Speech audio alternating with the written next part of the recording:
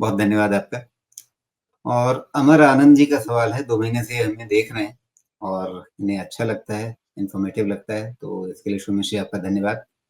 और ये लगभग 50 लाख की पूँजी लेकर के अभी चल रहे हैं, तो ये पूछ रहे हैं कि क्या पैसा लगाने का ये अभी ठीक मौका है या फिर इंतज़ार करना चाहिए दिसंबर के नतीजे यानी अक्टूबर-दिसंबर की तिमाही जो है, उसके नतीजे देख लें और उसके बाद फिर कोई फैसला करें।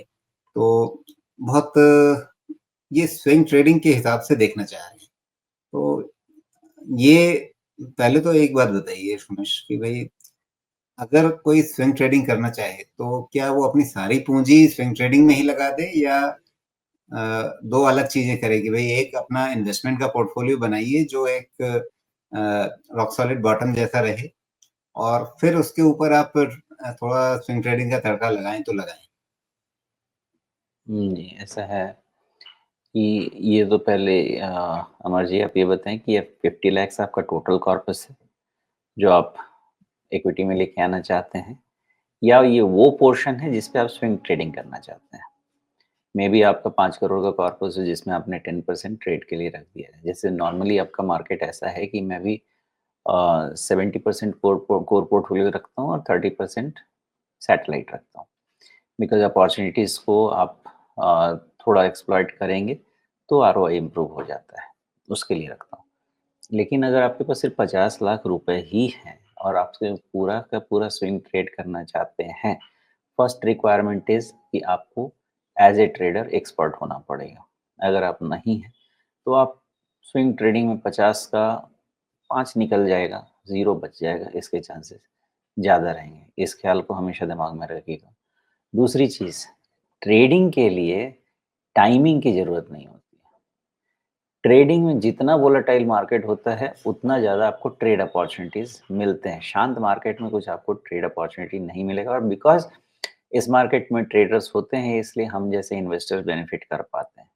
नहीं तो मुश्किल है, बिना ट्रेडर के ये मार्केट में कोई एकदम मार्केट में इंटरेस्ट ही नहीं रहेगा किसी का। अब आपने ये पूछा कि स्विंग ट्रेडिंग के लिए 50 लैक्स अभी शुरू करूँ या दिसंबर क्वार्टर रिजल्ट होने के बाद? ट्रेडिंग के लिए उसकी ज़रूरत ही नहीं, वो आप आज भी कीजिए।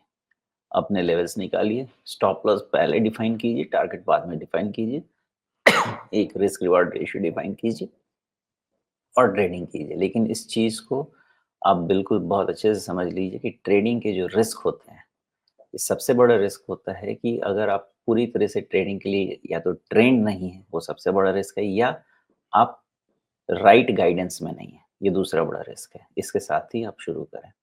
बाकी जो राजीव जी ने क्वेश्चन पूछा उसका जवाब आपको देना चाहिए, क्योंकि अगर 50% आपका टोटल एलोकेशन है इक्विटी मार्केट का, तो सिर्फ स्विंग ट्रेडिंग में नहीं, पहला एलोकेशन इन्वेस्टमेंट का होना चाहिए और उसमें से एक नेग्लिजिबल पोर्शन आप अपने ट्रेड के लिए रख लीजिए, तो फिर आपका ठीक रेशियो बनेगा।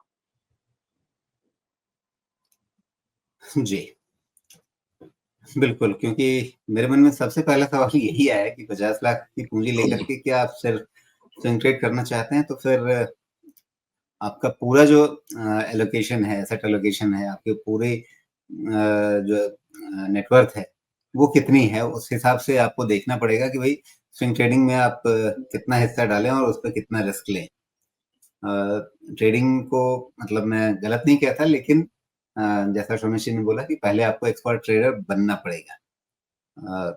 सीखना पड़ेगा उसके बाद मतलब बिना सीखे आप ट्रेडिंग पे बहुत ज़्यादा लंबा दांव लगाएँ, तो उसमें खतरा वही है जो सोमेश जी ने बताया कि 50 में से 5 हट गए, जो बचा वो हाथ में रहा।